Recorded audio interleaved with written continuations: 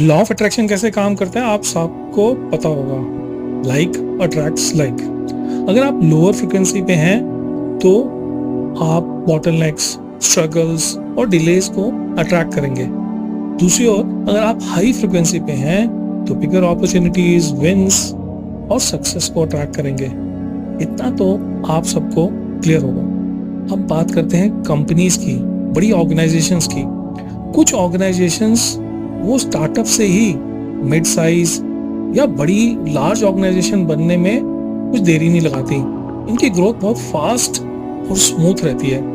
उसी तरफ डेटा ये कहता है कि 90% of startups fail in first couple of years.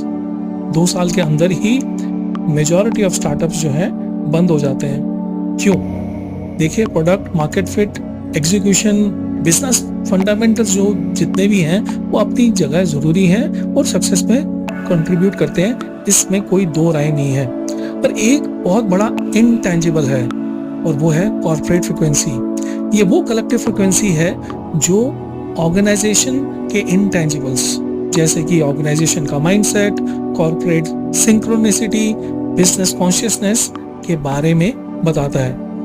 देखिए, जब तक एक ऑर्गेनाइजेशन अपनी ब्रांड इमेज से, कम्युनिकेशन से, वैल्यू ऑफरिंग से अपने आप को हायर फ्रिक्वेंसी पर नहीं ले जाती, तब तक उस ऑर्गेनाइजेशन की जो सक्सेस है उसका जो पाथ है ना वो कांटों भरा हो जाता है, चैलेंजेस से भरा रहता है। तो सारा दामोदार जो कॉर्पोरेट फ्रिक्वेंसी का है वो सीईओ और लीडरशिप पे रहता है। जब सीईओ और लीडरशिप अपने बिलीव्स, थॉट्स और एक्शन से ऑर्गेनाइजेशन की कॉर्पोरेट फ्रिक्वेंसी पर काम करते हैं और उसको हायर लेवल पे ले जाते हैं, तो आप देखते हैं ऑर्गेनाइजेशन की जो सक्सेस है वो अचीवमेंट जो है उसकी वो बहुत स्मूथ होने लग जाती है। कॉर्पोरेट फ्रिक्वेंसी कुछ ऐसे इंप्रूव करने लग जाती है कि 1+1 हमेशा 2 ही अब नहीं रहता, वो कभी 4 हो जाता है, कभी 6 हो जाता है और कभी 1+1 11 भी हो जाता है। इसका मतलब है कि आपके रिजल्ट्स जो हैं they far outweigh your efforts,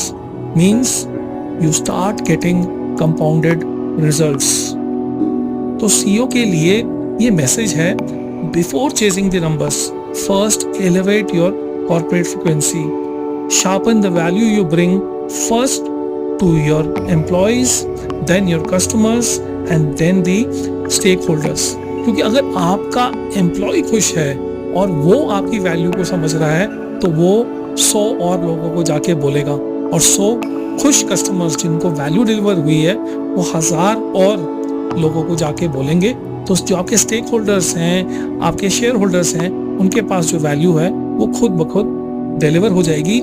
इसका फोकस पॉइंट जो है वो लीडरशिप है और सेकंड जो है एम्प्लॉइज है। जब ये लोग सेम कॉर्पोरेट फ्रिक्वेंसी पे वाइब्रेट करने लग जाते हैं, इनमें सिंक्रोनिसिटी हो जाती है, तो ऑर्गेनाइजेशन का जो मैसेज है, वैल्यू है, वो क्लियर कट हो जाता है और आप चीज़ों को, आप अपॉर्चुनिटीज़ को, आपकी ऑर्गेनाइजेशन जो है वो इजीली अट्रैक्ट करने लग जाती है। तो एंड में यही कहूँगा कि आपकी वैल्यू इतनी इंपॉर्टेंट है कि अगर आप इसकी फ्रिक्वेंसी को बढ़ा देते हैं तो आपकी वैल्यू जो है ना डिवाइन और मैग्नेटिक हो जाती है।